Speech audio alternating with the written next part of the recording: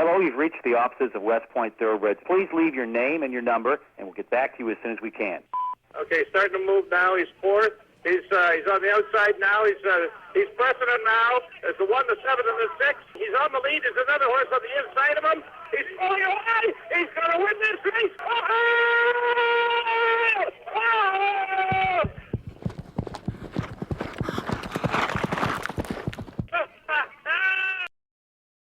Why do the most successful owners, breeders, and horsemen select the Green Group as their tax advisor? We simply save them money and know how to make them more successful. Over the past 40 years, founder Leonard Green has owned and bred some of the best racehorses in the history of the sport. His in-depth, hands-on industry knowledge, combined with cutting-edge tax-saving strategies, has produced positive results for his clientele and has made the Green Group the top-rated accounting and tax firm in the business. For a confidential and complimentary consultation, contact us at 732-634-5100 or visit our website at www.greenco.com. The Green Group, proven strategies to save you taxes.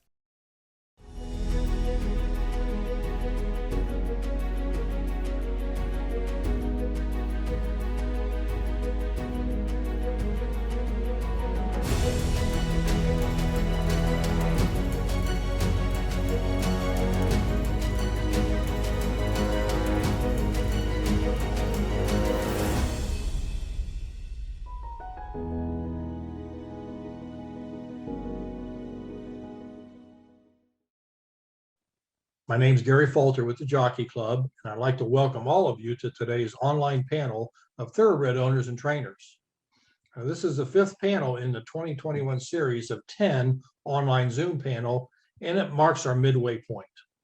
And to give you an idea of how many owners are tuning in, so far we've had over 900 online attendees and nearly 2,000 views of the recorded panels. So our thanks to all of you for making this virtual conference a success this year. And like with the past 4 panels, today we have another outstanding group of owners and trainers that are here to share their experiences and advice with you and answer some of your questions. So at the end of the panel, we'll open up for questions from the audience. And as the panel progresses and you have a question for the panelists, please use the Q&A button at the bottom of your Zoom screen. The Owner Conference Series is hosted by the Jockey Club and the Thoroughbred Owners and Breeders Association. I'd also like to recognize our sponsors, starting with the presenting sponsors, Bessemer Trust, Dean Dorton Equine, Stone Street Farm, and Stoll Keenan Ogden. And today's panel is sponsored by West Point Thoroughbreds, The Green Group, and TaylorMade Farm. And the support of all the sponsors make it possible to hold this event at no charge to you. Our sincere thanks to all the sponsors for their continued support of thoroughbred ownership. We hope you enjoyed today's panel and return next month when we have a stellar panel of jockeys and the return of Tom Durkin as our moderator. Today's moderator is former TV racing analyst Carolyn Conley. Thank you, Carolyn, for being with us today, and please take it from here.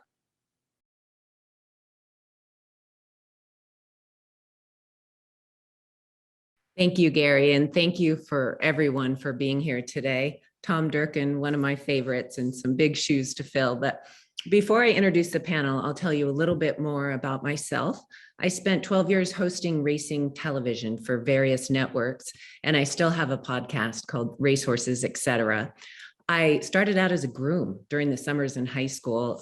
I rode show horses and groomed racehorses and went on to exercise racehorses for Hall of Fame trainers Dwayne Lucas, Bobby Frankel, and Richard Mandela. And then I spent 2 years as a jockey agent in the trenches and had an absolute ball representing Kentucky Derby winning rider Stuart Elliott, as well as Brice Blanc, Octavio Vergara, and Laura Werner. And now I am the national racing manager for Tribute and Jockey Feeds, and we're feeding some of the best horses out there. So that's a lot of fun as well. But I've seen this industry from so many perspectives, and it's absolutely consolidated my appreciation for owners and trainers that keep the wheels turning in this game of thoroughbred racing. So let's meet the panel. Owner Don Little has brought his trainer, Jimmy Jerkins, along with him, and Don is a lifelong horseman. He's the president and co-owner of Centennial Farms. He's a world-class polo player and the vice president of Belmont Child Care Association, which is having its opening up at Saratoga next week, July 14th. His trainer, Jimmy Jerkins, is the son of legendary Hall of Fame trainer Alan Jerkins. He's a two-time winner of the Breeders' Cup Mile back in 2005 with Artie Schiller and 2007 with Corinthians. So thanks to the two of you for being here. Our second group, we have owner Len Green, and you heard a little about him in the introduction. He is the entrepreneur and founder of DJ Stable in the Green Group. He was named the recipient of the Virgil Buddy Raines Distinguished Achievement Award for professionalism, integrity, and service to the thoroughbred industry. He brought his trainer, Mark Cassey, and Mark needs no introduction. He was inducted into the Racing Hall of Fame in 2020, has won the Sovereign Award for leading trainer in Canada 14 times, and has a busy group of maidens entered for this coming week, I just saw. Then owner Jack Knowlton, he founded Saratoga Stable, and he brought his trainer Barkley Tagg, and Jack and Barkley won the 2003 Kentucky Derby with Funny Side. And then this past year in 2020, despite the pandemic, they won 4 straight graded stakes, including the Holy Bull, Florida Derby, Belmont and Travers, with another New York bred, Tis the Law. And Jack has been instrumental in promoting and supporting thoroughbred aftercare in New York. And finally, trainer Barkley Tagg. Barkley is a multiple graded stakes winning trainer. He was an assistant to Frank Whiteley back in the 70s, so he learned from the greats. He trained New York champions Funny Side and Tis the Law, New York bred, as I mentioned. And he is the consummate horseman who, along with his assistant and life partner, Robin Smolin, give their horses ample time and attention on a daily basis. So thanks to you all for joining us here on the panel today. Thanks, Carolyn. Well, it's wonderful to have you. And one of the key responsibilities and rights for owners is to select a trainer for their horses. And this relationship between the owner and the trainer is one of the most important relationships in racing.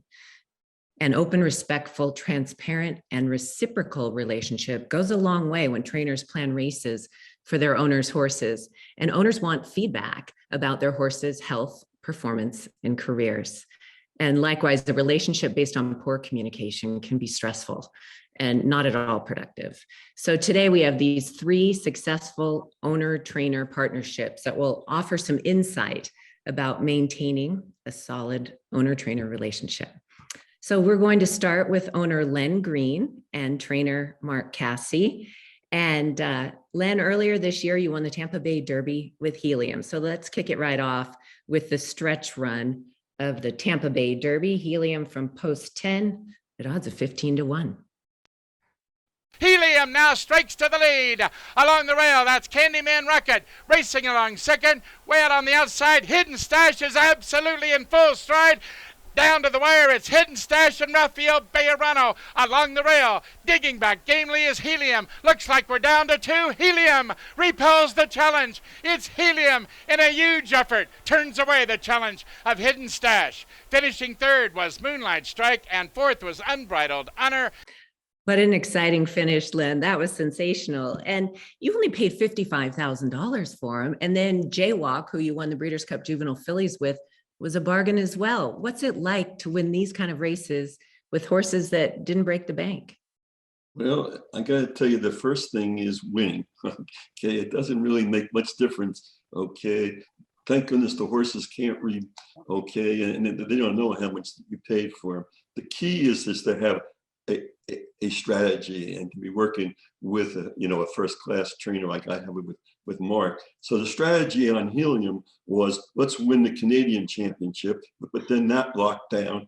Okay, let's win a stake race down here in the States, and we've lost out on that because of timing.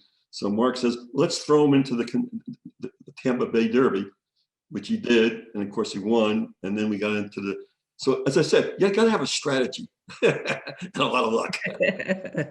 Yeah, no matter what, especially during these times, right? And a sensational victory for him. And you employ several trainers, including Mark Cassey. And why do you have more than one trainer, Len? And how do you manage so many relationships?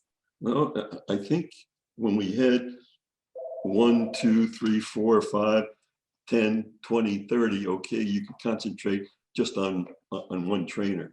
But when you get to numbers like 100 or so, okay, you've got to say, hey, there's certain spots and there's certain things and there's certain things that are important to certain trainers, et cetera, kind of thing. And so if you're having claiming horses, you definitely want to have a trainer that knows the claimers. If you want young horses, et cetera, if you want to actually win the big races, I think it's important to have a trainer like Mark, okay, who's been there before. And then you can set a strategy up and then you can work the strategy. And of course, you have to have some luck going on from there. And then we have a number of horses that are partnership horses with friends and clients. So for those, a lot of times they have a trainer that they want to use, or they're in a particular part of the country, okay, that we don't race in.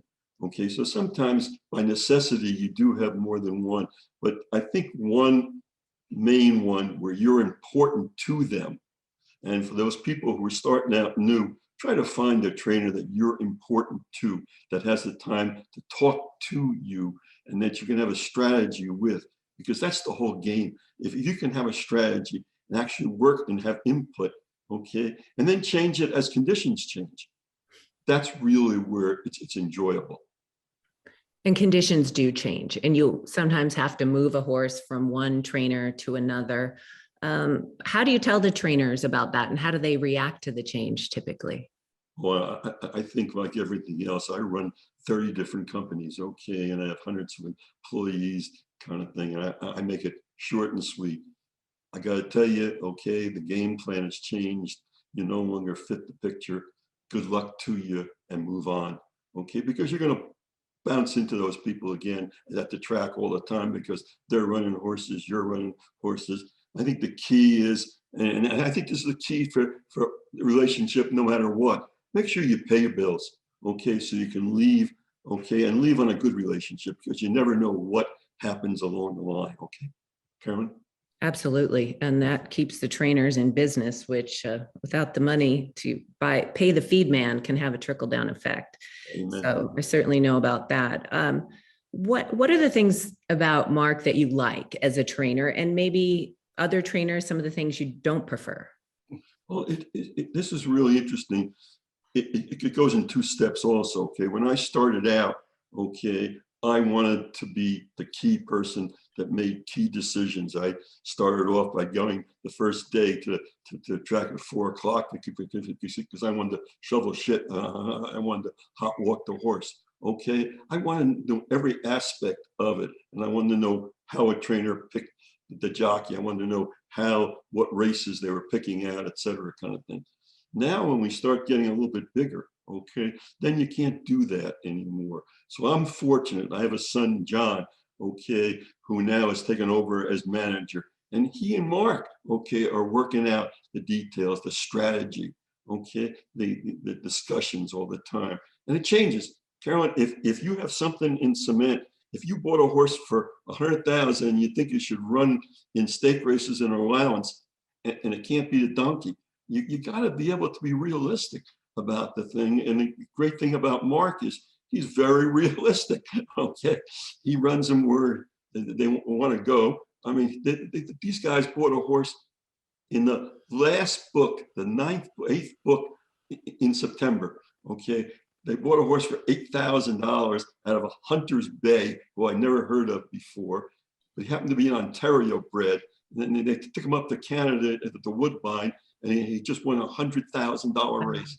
I mean, it wasn't in my strategy to be in book 9 or 8 at Keeneland. Okay, so I think you got to be realistic about it, and you got to have a trainer who is willing to take shots at things, but it'll tell you the honest truth. If it can't run at a certain level, I think you got to tell people so that they can. Okay. It makes it a lot more fun when they put them where they can win. So yes. And they do win. That's even better. Len, you also advise owners on maximizing tax deductions in racehorse ownership. What are a couple of the main tax issues owners should be aware of?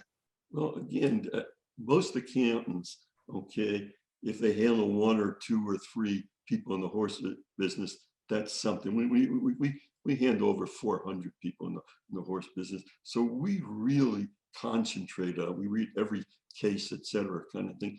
And what you want to do if you're a new owner is, if you do lose some money because if you buy a horse, you want to be able to appreciate that horse in 1 year. Okay, and so you got to know the tax laws on depreciation.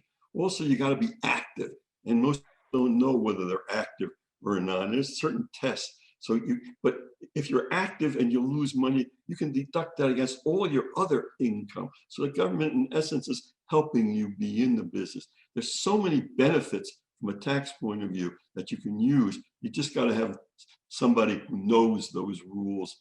And having 100 horses myself, I know all the rules.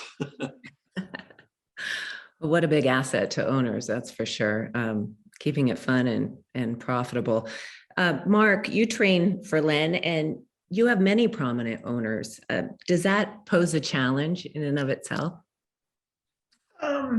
I actually have a lot of good owners, and sometimes a little bit maybe, but I think everybody trusts me and knows that, you know, I'm trying to do what's best for them. And we're a little different too, Carolyn, in that, you know, we have 4 or 5 different divisions and we move them around. As you know, I have a lot of horses for the greens, and but they're everywhere. We've got them running at Gulfstream. We have them running in New York. We have them running in Kentucky. We have them running at Woodbine. And the one thing that we've tried to do and to establish is to move horses around to see what fits them best. So not only do we have dirt and turf, we also have tapeta, and people don't realize some horses love one and hate the other, and that's kind of my job. I move them around and try to do that. And you know, I have a wonderful bunch of owners. I think that if I have 3 horses in a race, it's not uncommon, and I think they want to beat each other, but ultimately most of them want me to win. So they root for us, and they're not just they're just not, I just don't work for them. They're my friends, and we do things. You know, the late Harry Mangurian was one of the smartest men I ever was around. He Mockingbird Farm. He's been gone for a long time. He told me, he said, I played this game for the fun of it, and if I'm not having fun, then I'm going to do something else. I try to make it fun. And I ask their opinions and ask what they want to do. And I've often heard them say, I've never been asked my opinion before. And I think trainers make a mistake about that. You know what? It's their horses. My wife says it best. It's our job to put the beacons out. It's their plane to fly.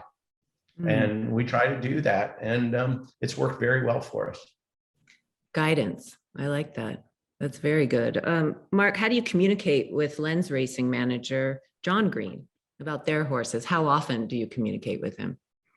Well, again, Carolyn, as I want to say, John's heard this often. John Green has, and when you first start training for somebody, you have a new owner.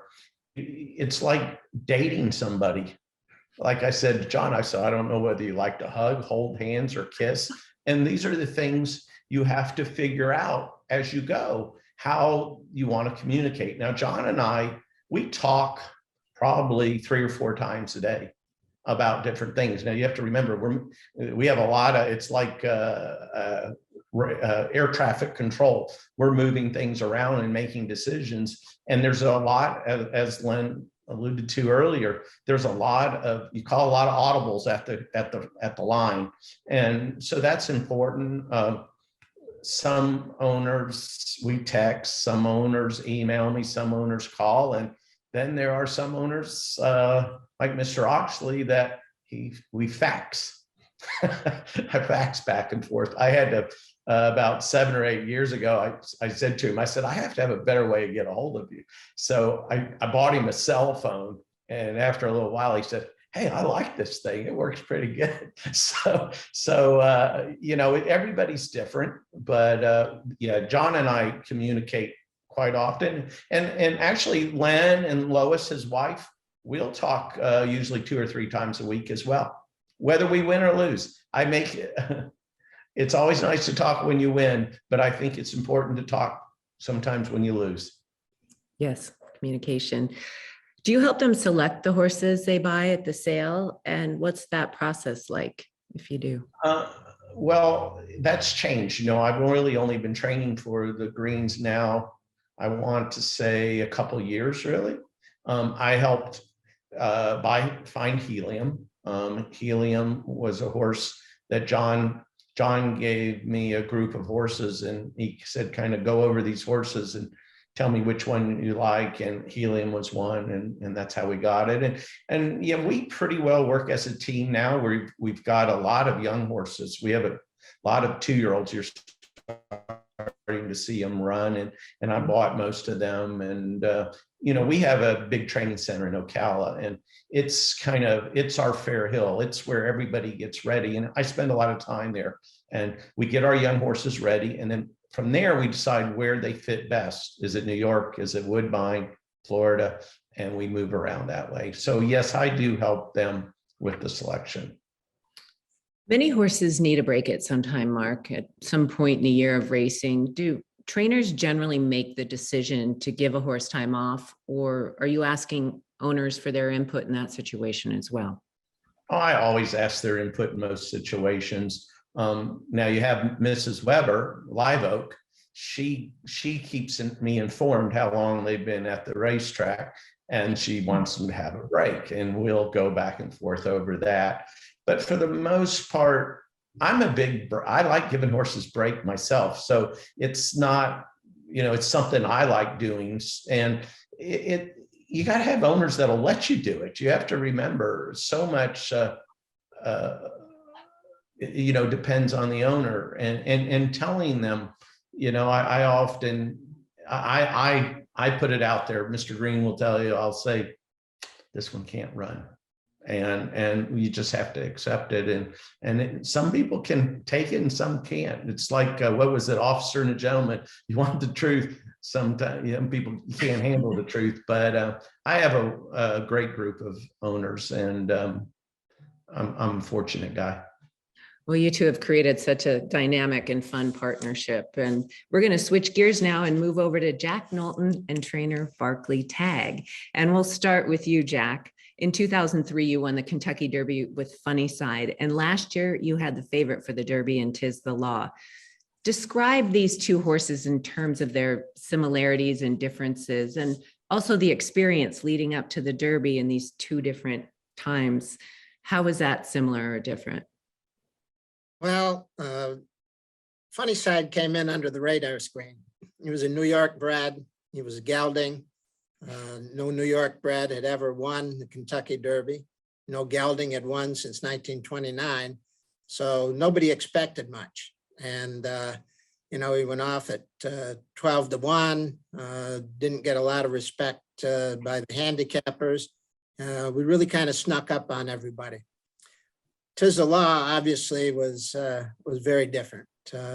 After he broke his maiden in Saratoga in August, Barkley and I agonized for weeks, literally. What are we going to do for the next race? Are we going to follow the same path that we did with Funny Side, go the New York bred route, and try and get to the Derby that way? We finally made the decision. We jump in the deep end of the pool and went into Champaign, and it turned out to be the right decision because he won grade 1 in New York. And from that point on, even though the things changed when we got into the spring with COVID and everything, our plan was to go to the Holy Bull, and we did that successfully. Florida Derby, he won, you know, his first grade 1 as a 3-year-old. We were on pins and needles for a couple of weeks. We had no idea if the race was going to be run or not, whether they're going to close down racing in Florida, but fortunately they didn't. And then we just had no idea when the next race was going to be, where it was going to be, or what it was going to be.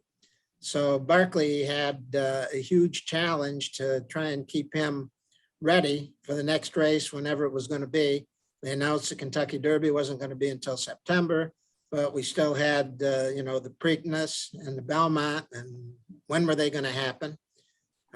Barkley managed to keep him well-trained, and when we got to the shortened Belmont, they call it an asterisk Belmont, I guess, but he won that in June, and then we came back in early August with the Travers, and it was just, everything was upside down. We did get back to the Derby.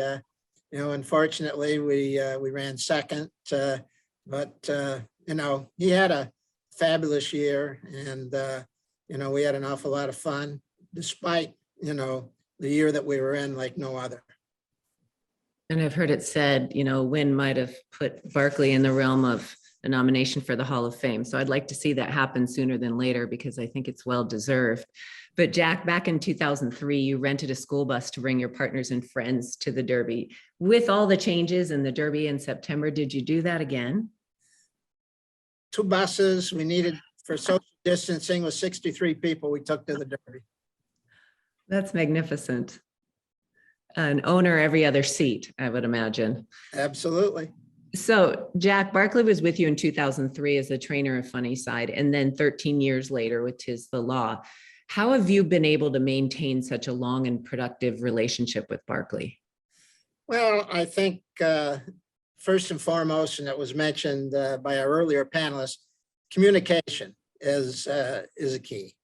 And, unlike Mark, Barkley doesn't have a real big stable.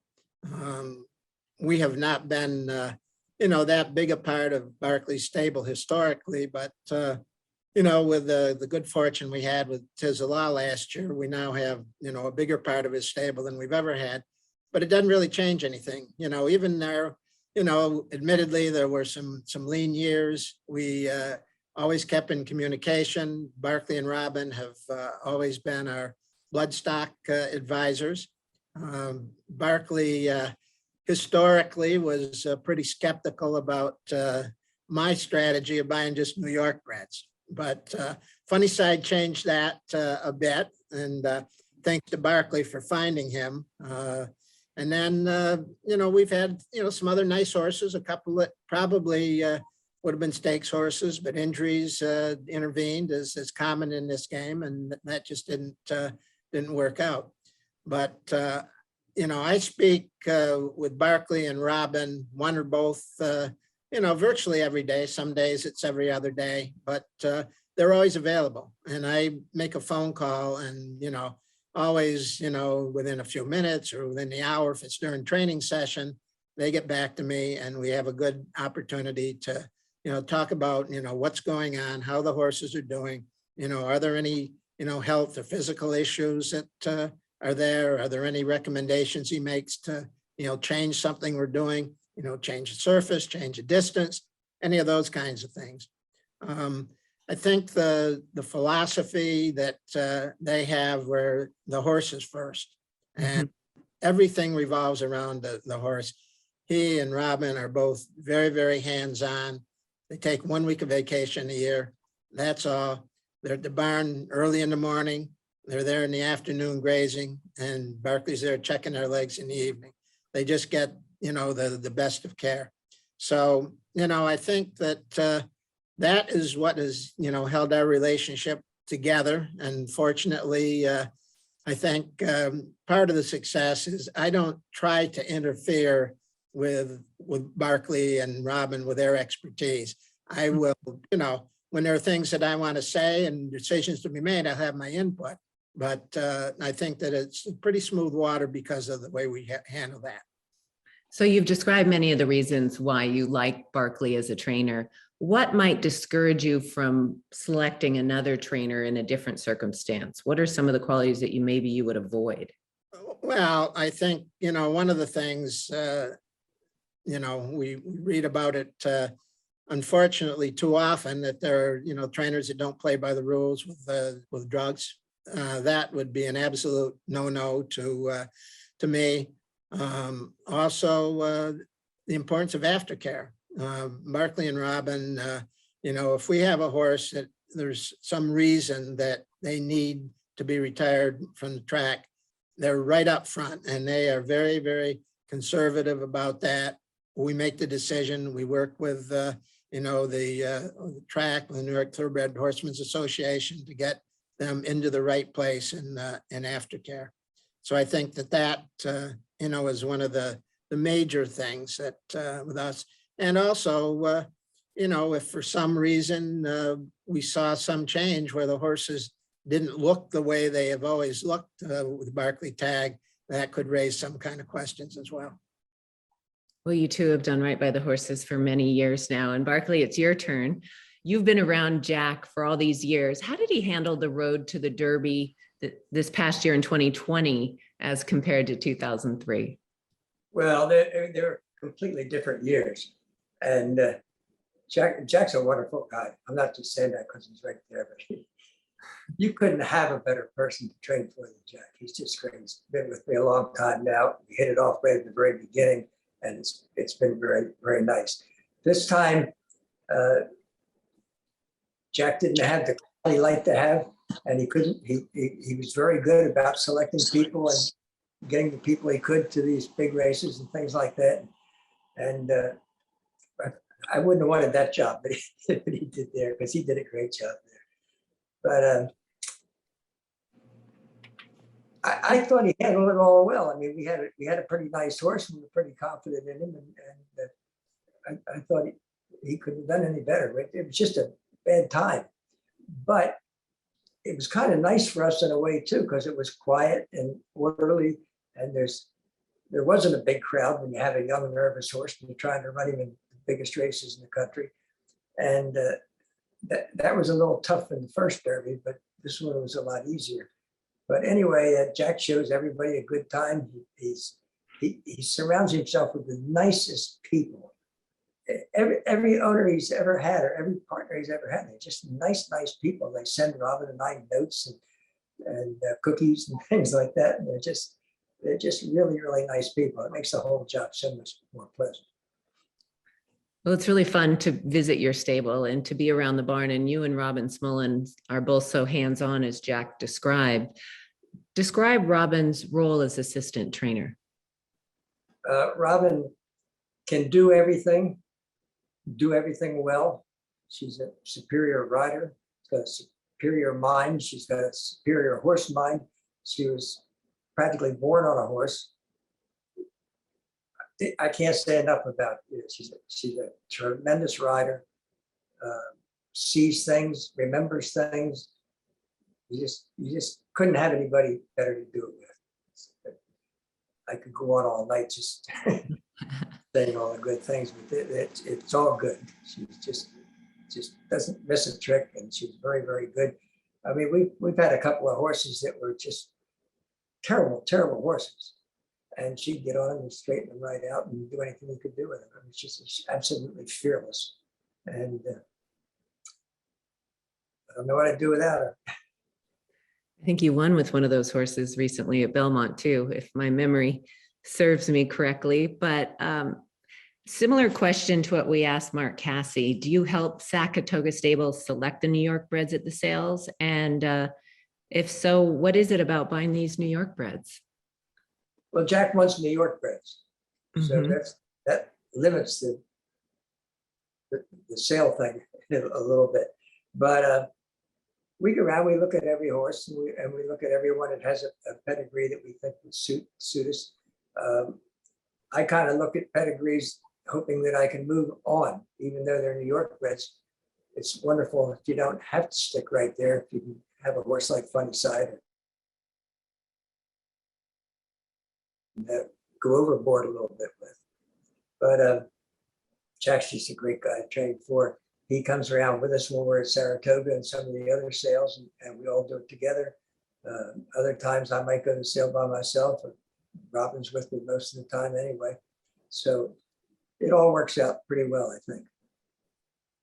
Barkley, you trained both Funny Side and Tis the Law, these champion New York breds. And I know Funny Side was very tough, but what qualities did these two horses have in common? And is there a particular quality that all champion horses have in them? Well, the main quality that both he and Funnyside had that was similar was they're very fast. Right? But they were two different types, really. Funnyside was a little taller and rangier type, and Tiz the Law was a little more solid, a little smaller, a little solider type. But they both liked to run. They were courageous horses. Nothing ever bothered them. If you have a horse that's ducking and diving and looking at everything all the time, they might not make a top horse for you. Not that some of them never have or anything like that, but you wouldn't select them at a sale and pay a whole lot of money for them if you didn't like that trade on them. These two were both very courageous. The only thing that would make Funnyside turn his head one side to the other is if you heard a camera click. He was a real warrior that way, I'll tell you. He wanted publicity. But they were both just very, very nice horses. And isn't Funnyside in the Hall of Champions right now over at the Kentucky Horse Park? Yes, he is. And I'll tell you, I went to see him last year. I was just thrilled because he looked like $1 million. He didn't look like a turnout. He didn't look like a pot-bellied old horse or anything like that. He looked like you could tighten him up and run him in the next couple of months if you wanted to. He just looked fabulous. And I was very impressed with the whole thing at Kentucky there, because they changed a lot of it, put new people in there. And I was just in awe of it, especially the trophy room and all that. It was great, really great. Well, let's take a moment and relive that stretch run back in 2003, the Kentucky Derby. Funnyside was in post 5 and off at odds of 13-1. Here's a stretch run from the 2003 Kentucky Derby. They're approaching the top of the stretch. Funnyside to the neck of Peace Rolls. Empire Maker charging hard. A sustained rally for him on the far outside. They turn for home. Eye of the Tiger. Brancusi is spent. Domestic dispute is in between horses. Scrimshaw is toiling. Awfully wild there on the outside. They're coming down to the final furlong. And the gutsy gelding Funnyside has a narrow lead. Bobby Frankel's Derby deal. Peace Rolls to his inside. Empire Maker is giving it all. Funnyside trying to pull up. The upset here, 12-1 coming down to the line, and the gutsy gelding Funnyside has won the 129th Kentucky Derby. I got the chills just now, Barkley. That was wonderful. A decisive win, and Bobby Frankel denied with the runner-up Empire Maker, who was the favorite, and Peace Rules in third. Is that moment one that just takes you like out of your body, and out-of-body experience to go through that? Absolutely. I mean, when you're a little kid, you read the magazines about these kind of horses. Your expectations are never turn out like this. And pretty great. Karen Taylor put it best when she addressed the Thoroughbred Club of America as part owner of Seattle Slew, who had completed his Triple Crown. And she said, quote, "I think the most exciting thing about the whole experience is that we have proven anybody in America can go out and for 10 or 20 or even $30,000, pick out a horse that may do what Seattle Slew has done. Is it still possible? Now, granted, that was the 70s, but Jack Barkley, is it still possible for any owner to have a horse in the Derby one day? Well, it really is. I mean, if you look, Funnyside initially sold for $22,000 at the New York bred sale in Saratoga. We bought another horse. We didn't buy him at that sale, but fortunately, we got a second chance in life when Barkley saw his old friend Tony Everhard in Ocala, and Tony had bought Funnyside and had him as a pinhook. So we bought him. We ended up paying $75,000. Tiz the Law, we bought for $110,000. So, here we are, two horses that, between the two of them have won all 3 legs of the Triple Crown, 7 Grade 1 races. One of them became a stallion with Coolmore. And, it's possible. I mean, we have, our syndicates. We had 10 people that were involved in Funnyside. We had 35 people that were involved in Tiz the Law. So yeah, it is possible. That's very exciting. And I know all of you, even Mark, you're saying you bought a horse out of, book 9 at Keeneland, and he's running beyond expectations. And Jimmy, I know you've done amazing things with some of those lesser expensive horses. So the dream is alive.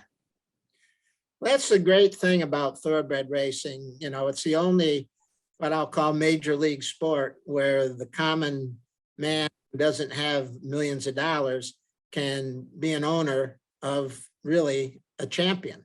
You can't do that. You can't be an owner of an NBA team or an NFL team or a Major League Baseball team. But if you get lucky, as we have twice, you can play at the top of the game in thoroughbred racing without spending an awful lot of money at all. And that's a perfect segue to our next duo. We have Don Little Jr. and his trainer, Jimmy Jerkins, and Don, president of Centennial Farms. And you can get in for a fraction of the cost when you get in with a partnership. And in your case, your stable has raced many, many good horses over the years, including Rubiano, Colonial Affair, Lil's Lad, Corinthian, Wicked Strong, and most recently Grade 1 winner, Preservationist. Who were your early trainers in that mix before Jimmy?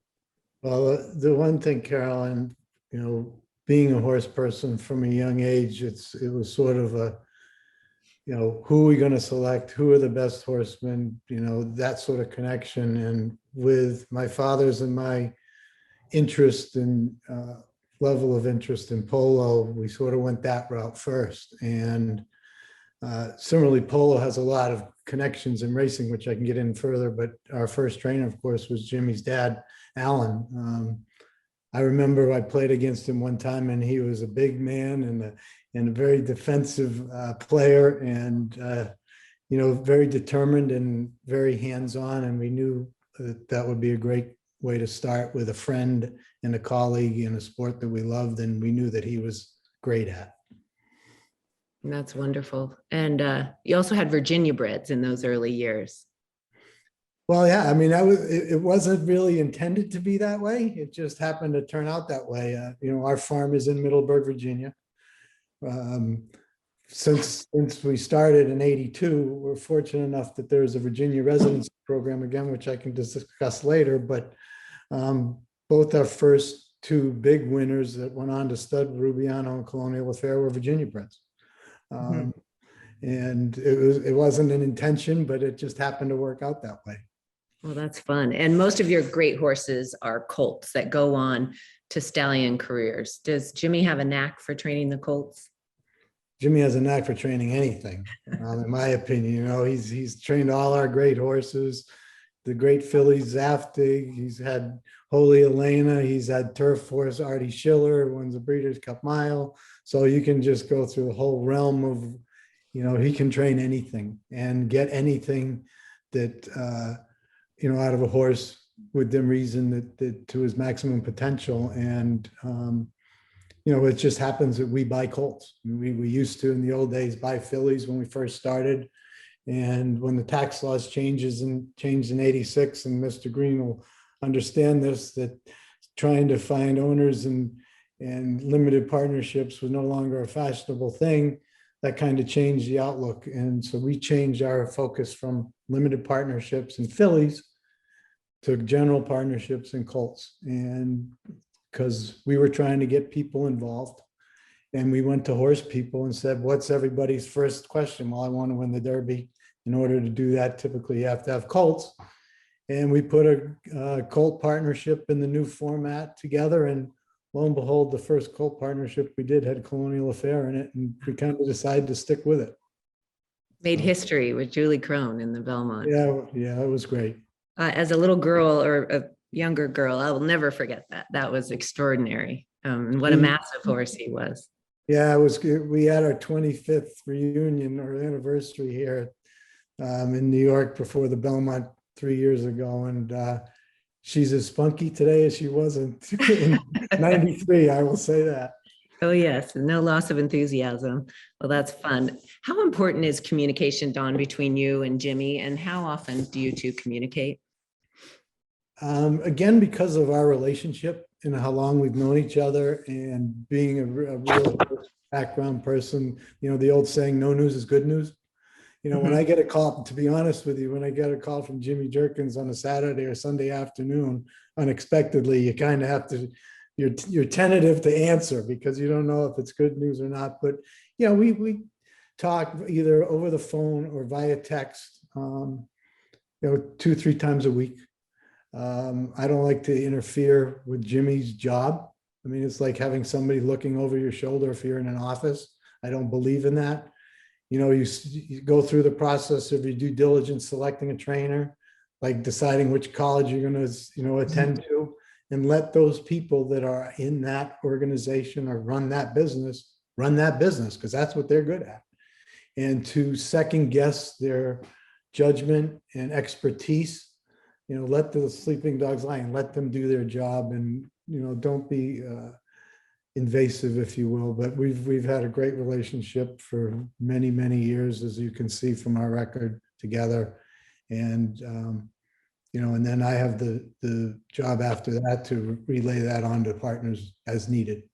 And I tell them that from the beginning, this is not, you're not going to hear from every day. You're not going to hear from me but you'll get weekly to bi-weekly updates. And keep it off of Jimmy's shoulders so you can handle the communication to the partners. And that's easier on him too. Yeah. Yeah. Now, quick question kind of on the side here. How important is it for your trainer to have confidence in your longevity as an owner, sticking with him in order to give horses necessary time off? Once in a while, you'll hear a trainer say, I wanted to turn this horse out, but there's no guarantee I'll get him back when he comes back to the track. What part does that play in getting the best out of your horses in terms of your relationship with that trainer? Well, I think, it's being on the same page when you first, get together. He understood where I was coming from my perspective. Yes, I was involved in horses all my life and polo and playing professionally internationally. But the fact of the matter is the polo horse isn't the same as a racehorse. And you have people that are in the show world that get into the racing world that think, they can figure out what's wrong with a show horse or racehorse rather. So when it comes to things like that, I mean, we have a horse by the name of Rocketry, who's a very good example. He is now 7. And, he's broken 3 track records. He's won the Breeders' Cup Marathon twice. And, every year we kind of debate, are we going to give him some time off at the farm? And, it's just one of those things you got to talk. And as Mark also said, we like giving our horses time off like any athlete. There's an off season. You have to treat them like a normal athlete. And no matter at what level they're running at, they need time off physically and mentally. And sometimes, it's tough to bring them back, but, there's certain horses that I would say, I guess Corinthian was a good example that he didn't have a lot of time at the farm, but he didn't need it. So, I mean, it's an individual thing, and that's talk between Jimmy and I and our veterinarian, Dr. Stephen Carr, who, makes those decisions with us. Yeah. And some horses just love their job. They want to get back at it. They get bored. They do. They do. At the farm. Yeah. Jimmy, what's it like training horses for Don?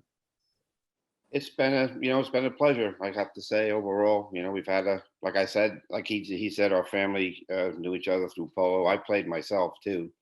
Really? Nowhere near as good as Don is, but he was 5 or 6 goals, and I was only, I think, two outdoors and 3 in the arena. But it's really been a pleasure because he's he's a good friend, and like he told you guys, he interferes.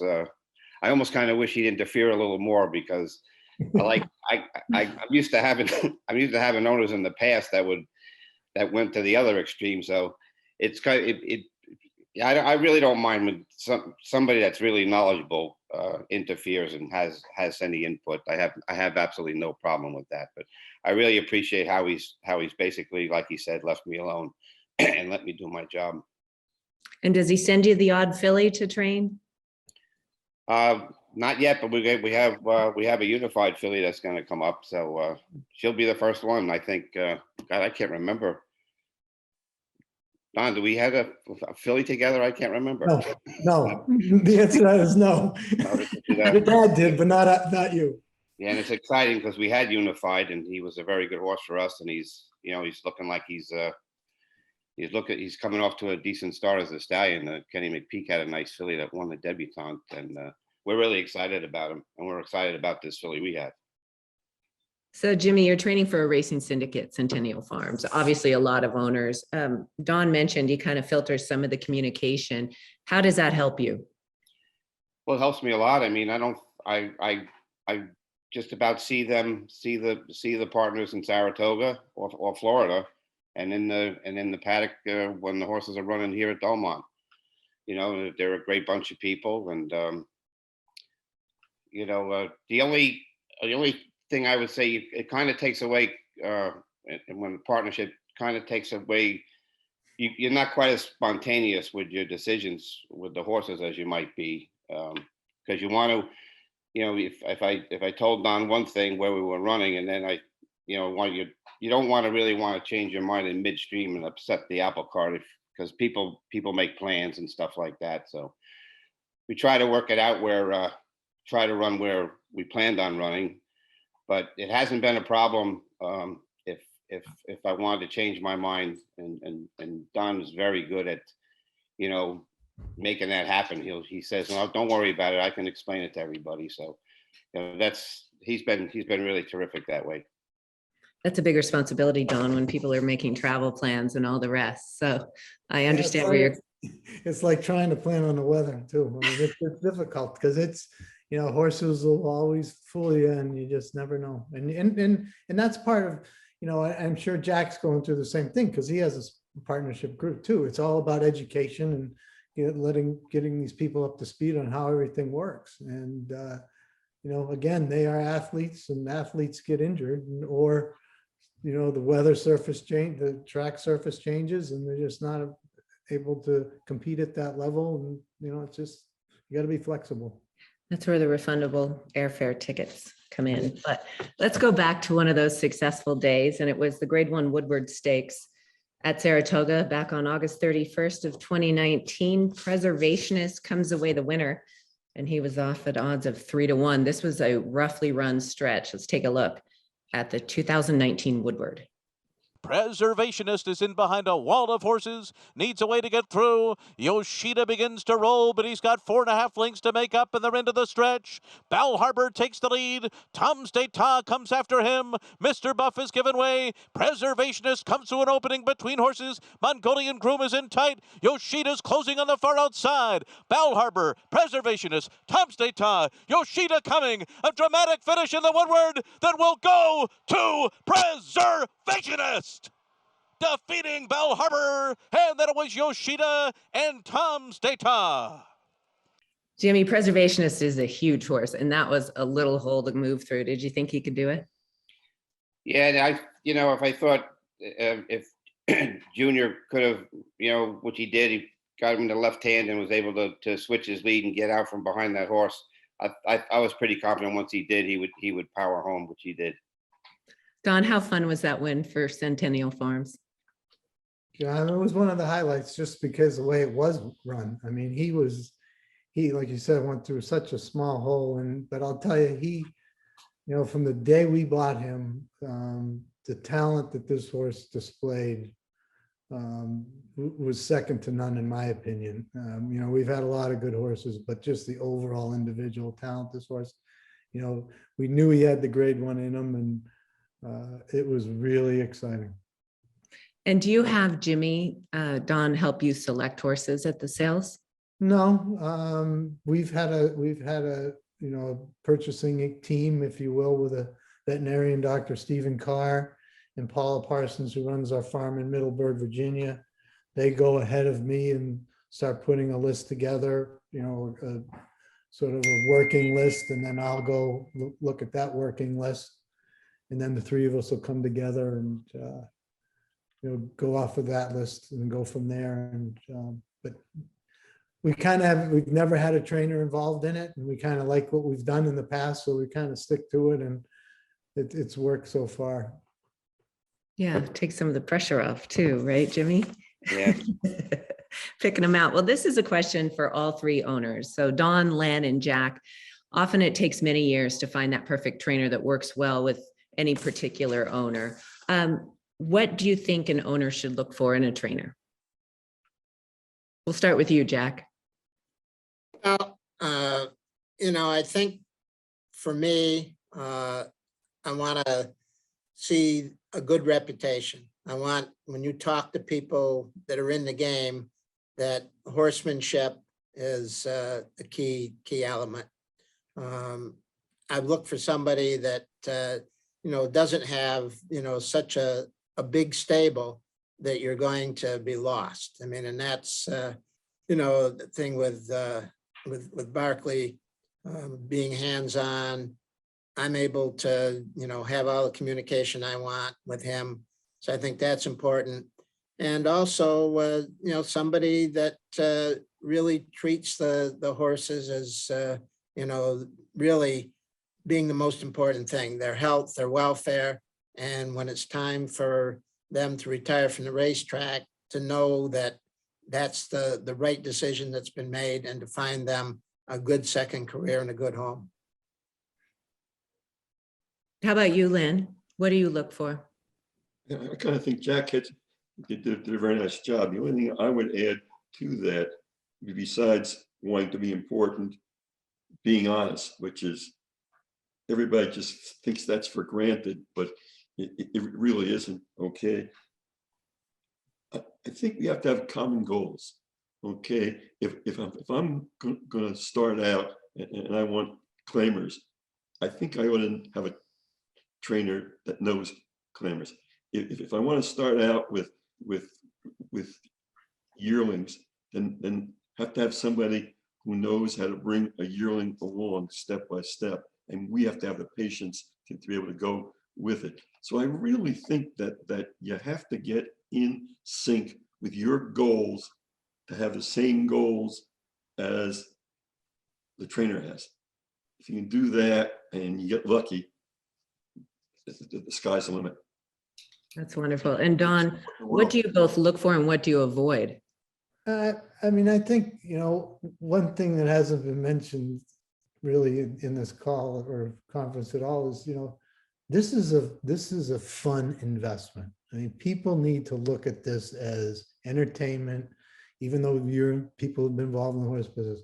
So if you're somebody from Ohio, if you're somebody from Nevada, if being able to go to that racetrack and see your horses is a main part of the whole business. So of course, the demographics are key, where you want to compete. So then you can go to your statistics and look at your statistics.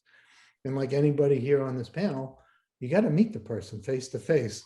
In human nature, the gut reactions, first impressions go a long way in my book. And I think that's very important. And as Len said, honesty is key. Honesty is key. And you can make changes as long as you're upfront and have a good reason to change, fine. But if you have a bad year, don't blow it up and change yet. Be upfront and be honest, and that's it. Go where you want to be. Go where you want to be. And it's fun to have that partnership with your trainer. And for the trainers, Jimmy, Mark, and Barkley, from a trainer's point of view, what makes a successful owner-trainer relationship? Is it more than just paying the bills on time? Jimmy, you want to start? Well, yeah. I mean, it's like it's always been mentioned, the trust and you both have in each other.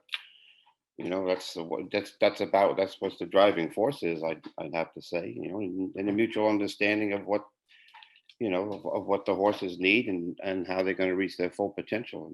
And that's what we've done. And sometimes, like Duke said, sometimes you'll have it just won't work out, but you keep the same mindset and the same, you've been successful at it before, and just you need a little luck and keep at it, and it'll you keep at it long enough, it'll happen again. Barkley and Jack showed that's for sure. And just mutual respect. That's just honesty and trust. It's just that easy. And it makes it much nicer. If you want to work all day, every day, 15 hours a day, you want to be nice. You want to be nice to people, and you want people to be nice to you. Yep. It's a tough game. It is indeed. How about you, Mark? Communication. As Len said, whenever I take or we talk about a new owner, you have to give me your goals. What do you want to achieve? And then we go from there to decide how the best way to achieve them. And it, to me, I mean, I train horses for people that own one horse that costs 10,000, or I may train 40 horses for another owner. So it's all what you want to achieve, but you have to be honest, straightforward, and, you know, give them their options and be honest. Excellent. And how important is thoroughbred aftercare to all of you at this stage of the game? We work very hard to maintain this business that we love. What emphasis do you put on aftercare?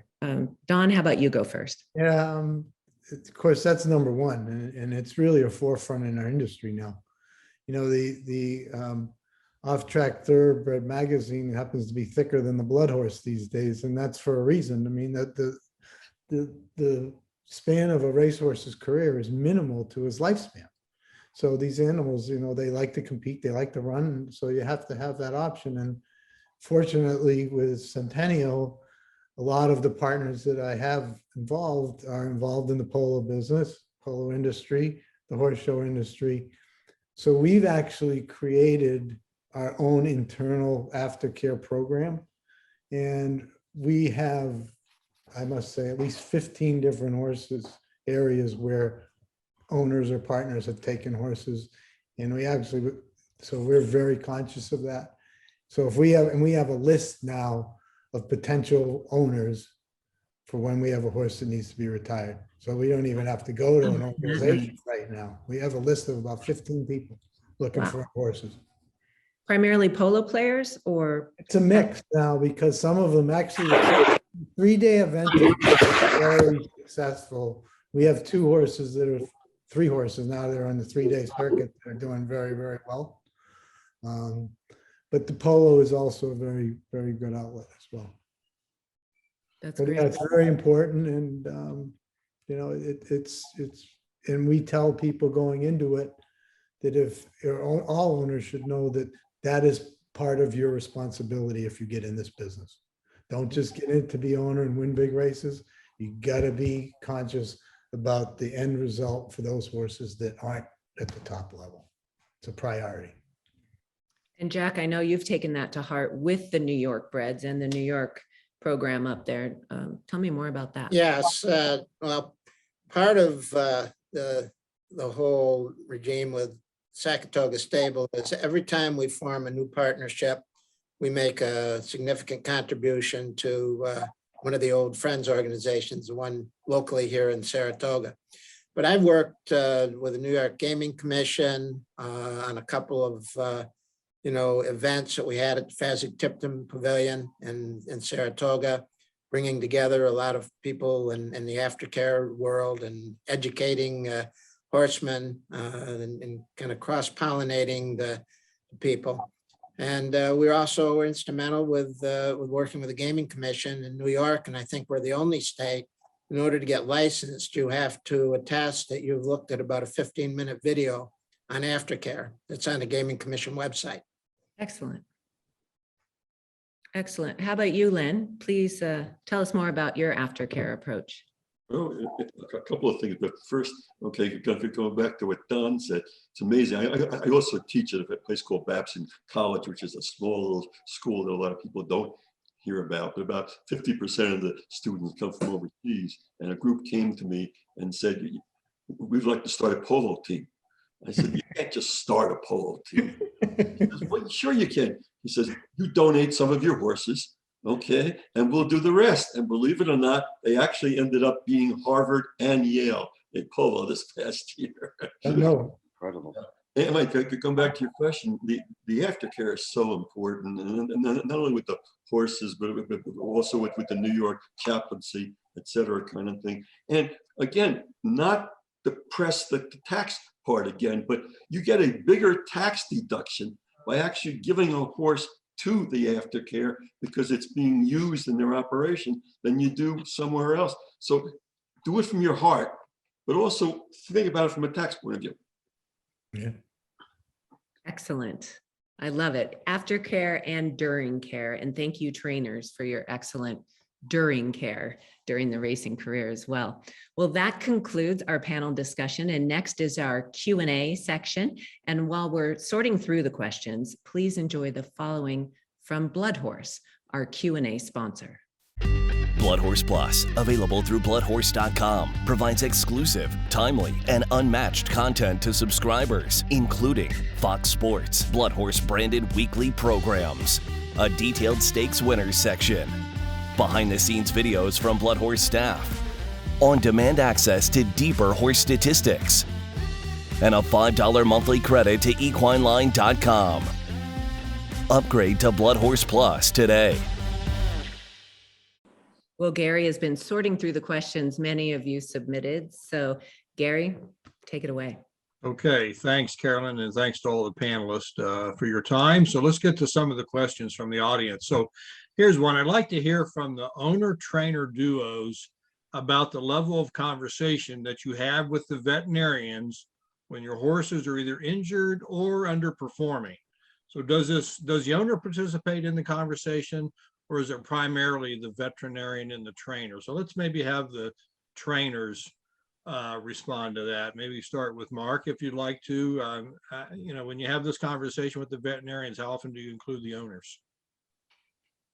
Well, always, if we have an issue that's going on, I usually know first and they know second. And because you have to remember, we have to make a decision on how we want to go forward from that point on. So it's very important. And usually if there's anything major that needs to be looked after or something that needs a decision, I usually contact John Green, and then we'll have a discussion and how we want to treat them. And then I'm sure John also then talks to Len. So no, it's extremely important. And Gary, when we're part of that, that's very, very important. When you're at sales, you usually have a vet look at and you have to know what the trainer can live with and not. So if you try to make the decision just on what the vet tells you, you'll probably err most of the time. You've got to bring in your trainer and say, okay, here's what the vet found. Can you live with that? Have you had experiences? And it's so important, so very, very important. Okay, next question. How do you determine the right time to retire a horse before it sustains any injuries that will affect its second career? I mean, Anybody?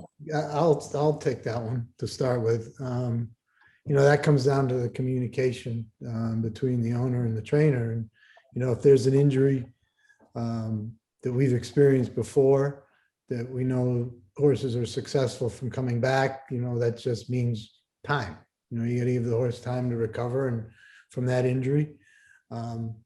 My feeling on soft tissue injuries, you have to discuss that a little bit more with your vet and things like that. I think it's harder for soft tissue to recover.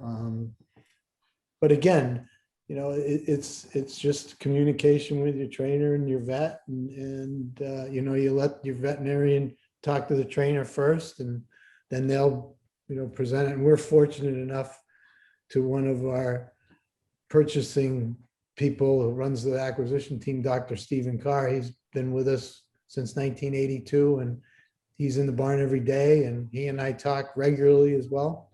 And it's all risk reward. And of course, if you have a horse that's doing very well and he's won some big races, the retirement issue comes when you get that phone call for a big check. Right. But Yeah. it's all, again, it goes back to the communication and what and what vets have expressed their concerns with, and so on and so forth. And I think everyone on the call would agree that the importance to know when to say when. Yeah, and exactly. give that horse a chance at a second career. Great. Here's an interesting question. Our horse has been successful at 6 furlong sprints, but we think she can go longer. How should we approach our trainer, and what training adjustments might be appropriate? Anybody?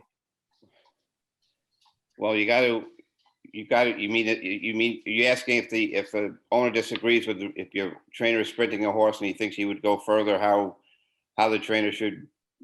Yeah, they said the horse does well in 6 furlong sprints, but the owner thinks the horse could go longer. How do you approach the trainer and suggest to stretch the horse out?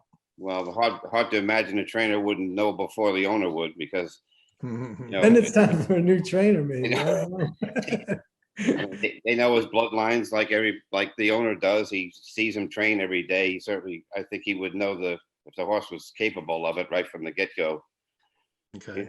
Well, and I think, Gary, a lot of, Jimmy and I talked too, and Dr. Carr, we talked too. You got the pedigree, and, it's your initial goals. What type of horse do you want? You're buying certain type of horses to do certain things.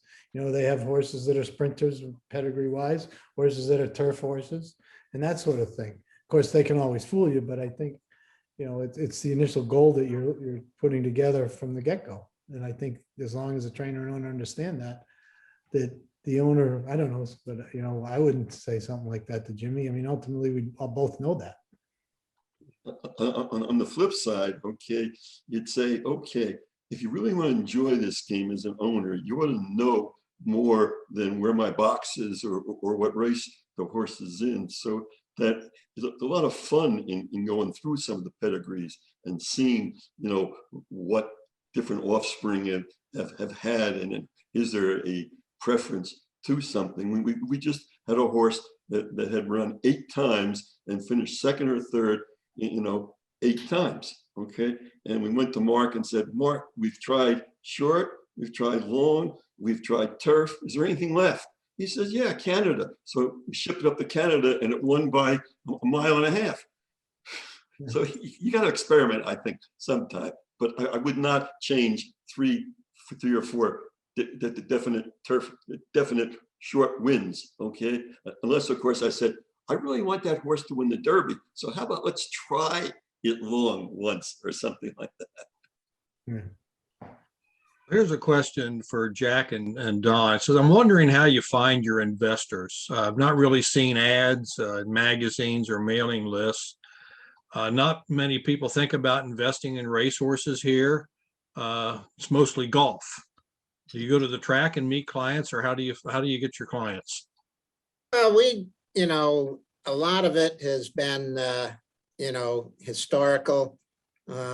We've just kind of continued to grow. It's friends of friends, it's family, it's local people, but we really have expanded, with Tis the Law.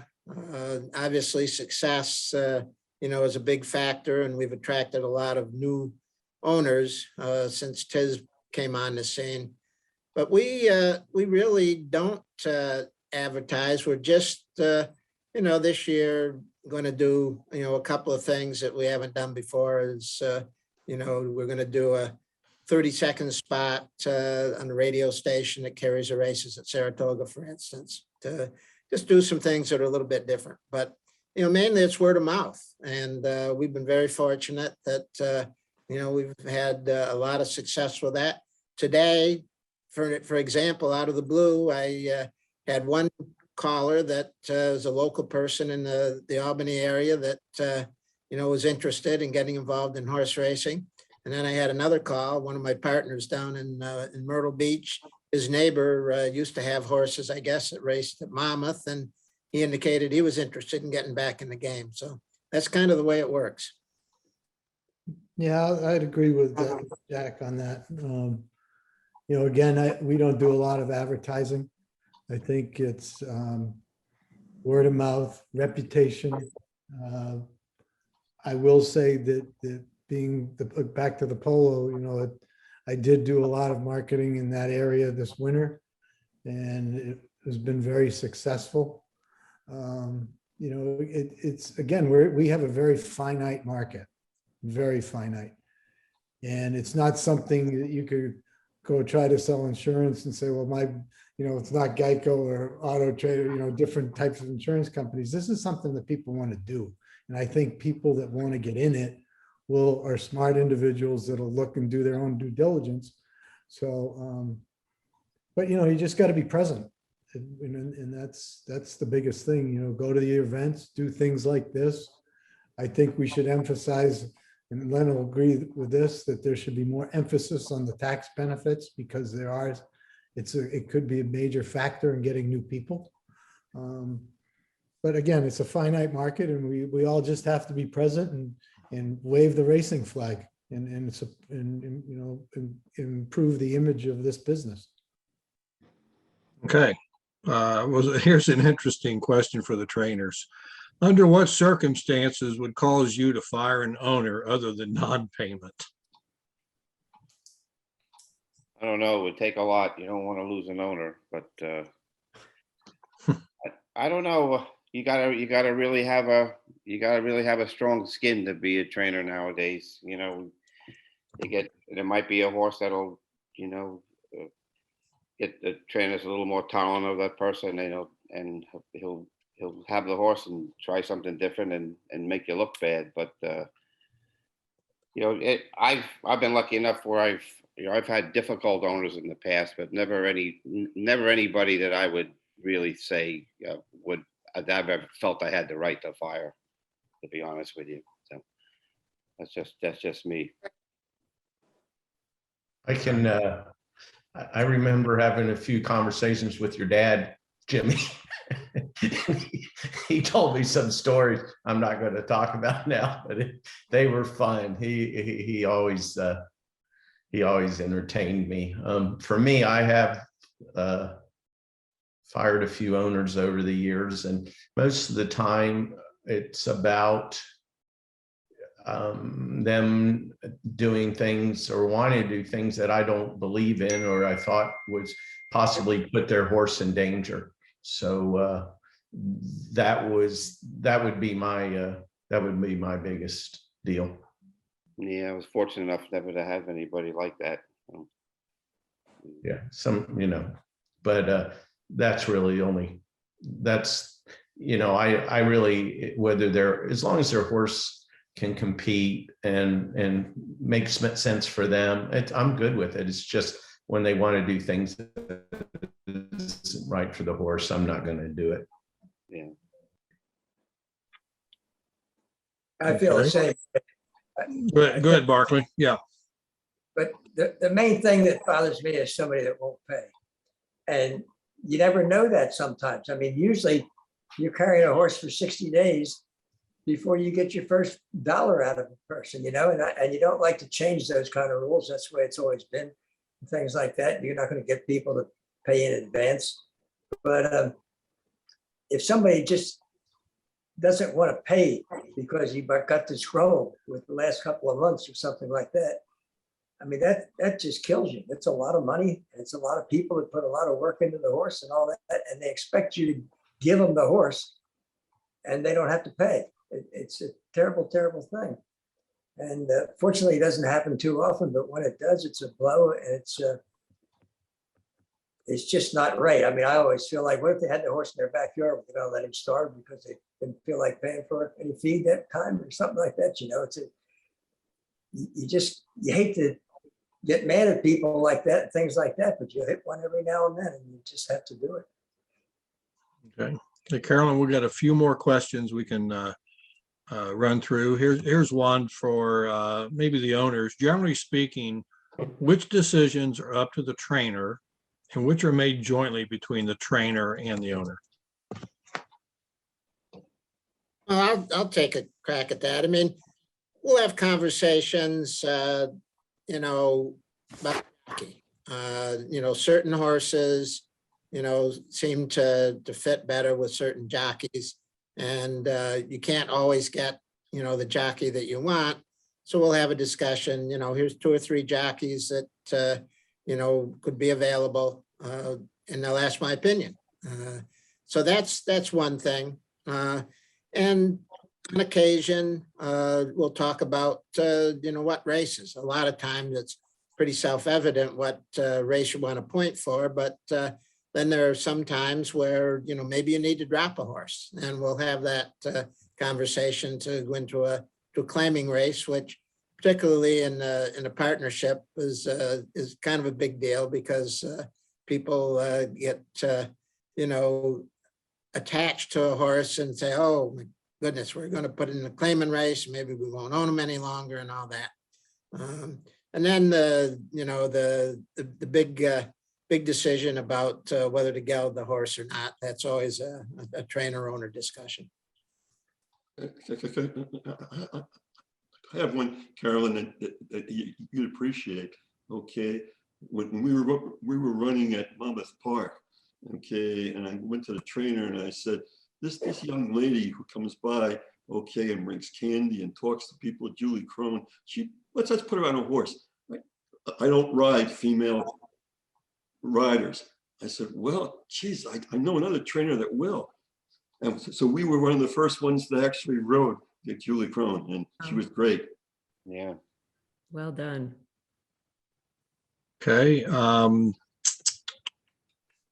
There's a question for the trainers about the condition book. Most trainers don't want their owners reading the condition book and calling them with suggestions for entering their horses. If indeed that's true, why is that the case? Trainers?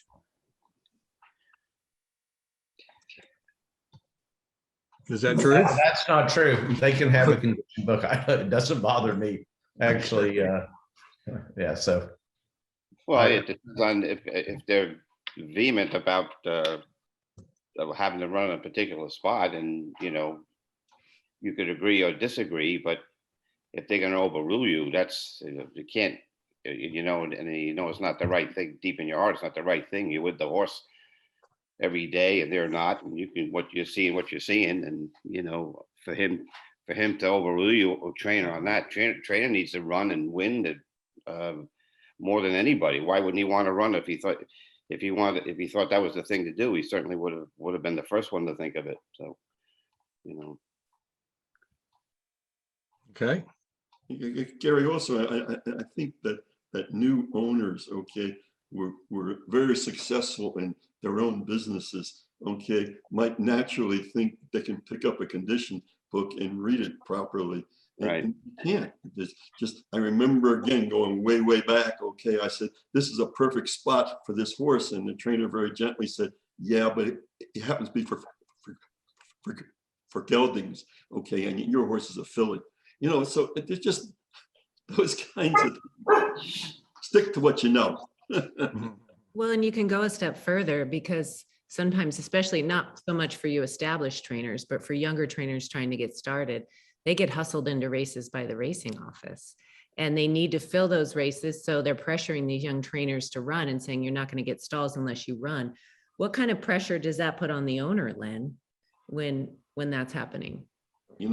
Again, we can get to a question of what we could do to improve things in the future, kind of thing. But really, that's one of the things, because it really puts pressure, okay, to try to win when you're being told that you have to enter in that spot, kind of thing. But there's just no uniform rules, and somewhere along the line, in some other section, Gary, you really ought to get into, I think, what we really could do to improve this game even more, as far as medications and licensing and all those things. And that's another one of the things, Carolyn, that really ticks you off, especially since you have to wait 30 days or so between races. You hate to waste a race. Mm-hmm. That's one of the ways you waste it. And the other way is for owners to say, hey, I want to run that day because I'm going to be there with some friends, after you've prepared a horse along the way. So again, it's fun. You try to be fun, but it's also a business. Mm-hmm. Okay. Well, one last question, Carolyn. And this relates to transparency. So if you're looking for a trainer with a very good win percentage, but also trying to avoid any trainer that may not be playing by the rules, is there a public record for this information for an owner to research? And I'll actually answer that question, because on ownerview.com, we have every trainer in North America, every active trainer listed on Ownerview, and it's a free website. Anybody can go to it anytime. And yes, there is an option there. There's a tab there for rulings. So any ruling on a trainer, and it could be they relate to the paddock, or they got the papers laid into the racing office, to a medication, issue, that is available for the public to review on OwnerView. There's no editorializing that information. It's just there for owners and anyone to research and to try to add some transparency to our business. So just wanted to answer that question myself. And if anybody else wanted to chime in, feel free. Okay, well, that wraps up our questions, Carolyn. I'm going to drop off and I'm going to let you wrap up from here. Thanks so much, Gary. And thank you to all the panelists. And Don, to your point about how much fun this game is, especially when you go to the races with friends, family, bring people with you as an owner. There's nothing more exciting than going and enjoying a day at the races with your friends, your family, and your racing partners. So well done, all of you, for encouraging owners to join us in this game that we love so much. And we not only want to thank the panelists, we want to thank our sponsors today, TaylorMade Farm, the Green Group, and West Point Thoroughbreds for sponsoring today's panel. And most of all, we want to thank all our owners. And without their investment in racehorses, we simply wouldn't have a product or an industry. And we greatly appreciate that you took the time to be online with us today. And next month's panel includes jockeys. So we hope you can join us on August 3rd. Until then, be safe, be healthy, and visit the Winner's Circle often. Bye now. Thank you. Thank you. Thank you.